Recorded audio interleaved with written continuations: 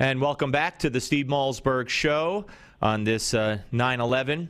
And joining us now is a woman, and I always say this, my God, it took the horrific terrorist attack and its aftermath for she and I to become friends, and she has just shined. And I always say this, Debra Burlingame, as we welcome in the founder of 9/11 Families for a Safe and Strong America, a woman who has done so much work, so much for America since her brother, Charles Chic Burlingame III, piloted American Airlines Flight 77 that was hijacked and flown into the Pentagon 12 years ago today. And Debra, I'm honored to know you, but of course, I wish I never met you.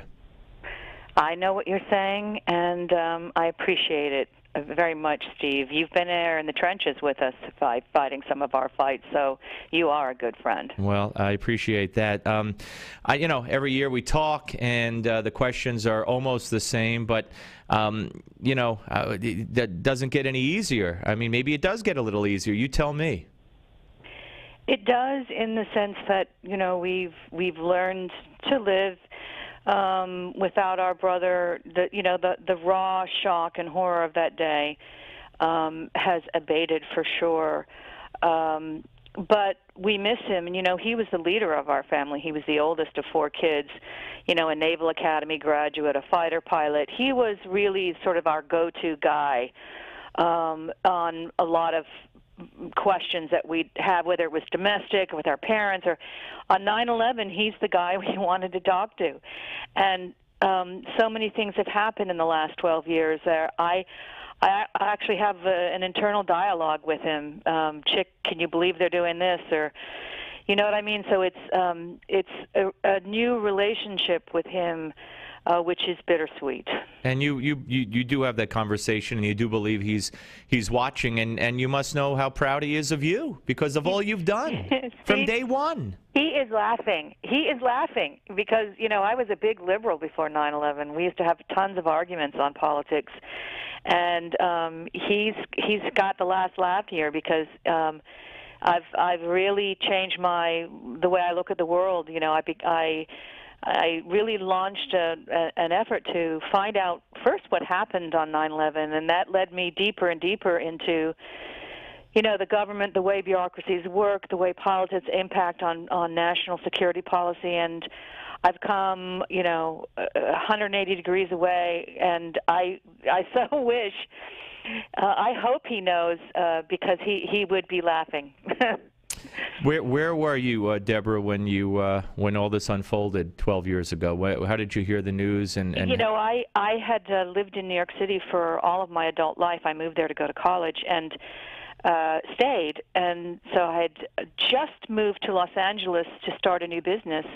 I'd been there less than 6 months, and so that's where I was on the morning of 9/11. My sister-in-law called me, not Chick's wife, but my other brother, Mark's wife, and said, "Debra, turn on your television." And so for the first, I would say, hour and a half, maybe hour and 20 minutes, I was like the rest of the country, looking on in shock and horror at what was happening in my hometown, New York City, and layer upon layer, and then I got the call telling me the news about my brother, and it was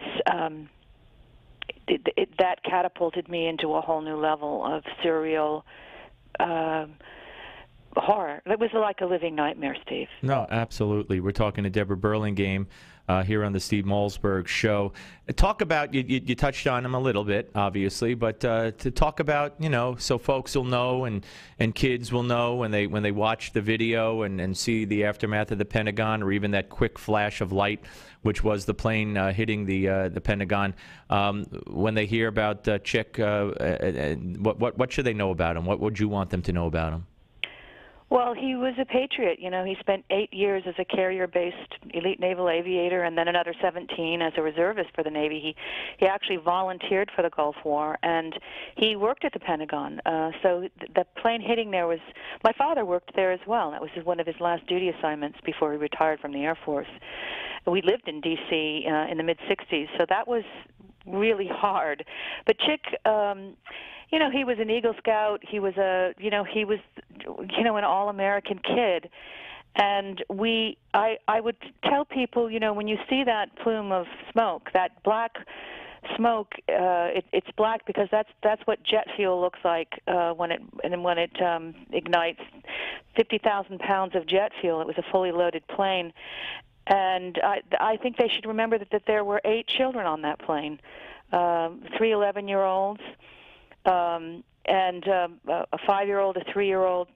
There were 5 children on that plane. There were 8 kids that were killed overall in 9/11. The others were on the other planes. But 40% of the Pentagon was destroyed or damaged by the fire, and which raged. And they should know that this was a savage act. The scene in New York City. If you've never been to New York City, you have no idea how huge the Twin Towers were. They were 212 floors, each floor 1 acre. So it was 220 vertical acres.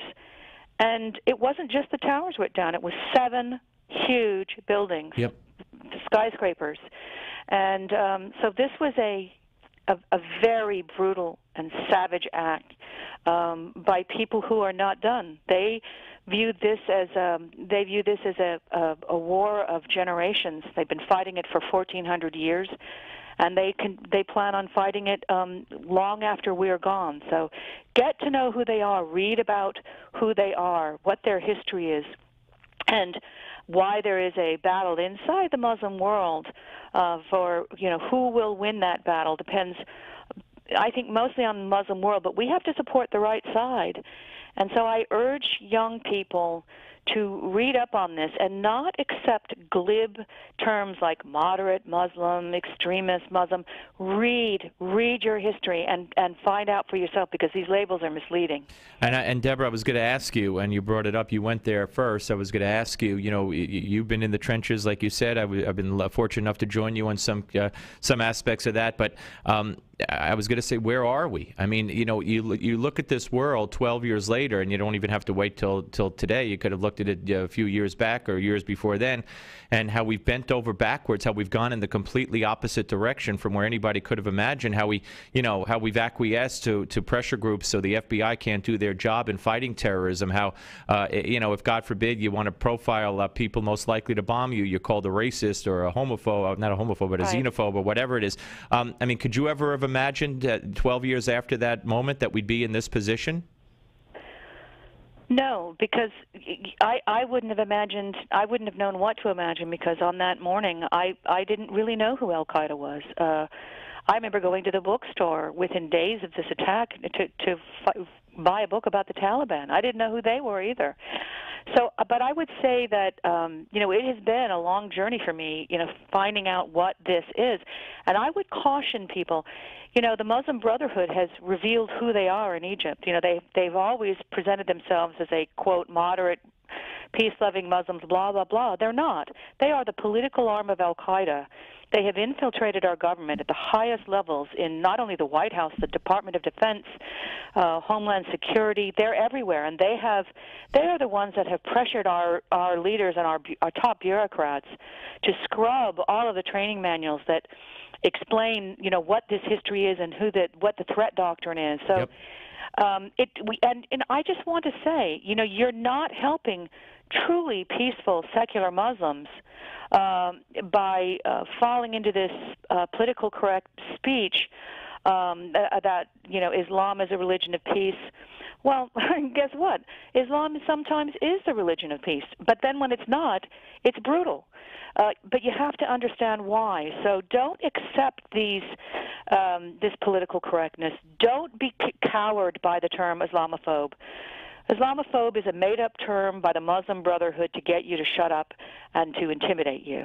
And I know you will never do that. And Deborah, always a pleasure to talk to you. And just keep up the good work, because you've done so much of it, through the I can't believe 12 years. 12 years. And Steve, if I may, I always like on 9/11 to take the opportunity to thank the American people for all they did for us on that day, in the weeks and months and really years afterwards, especially our military.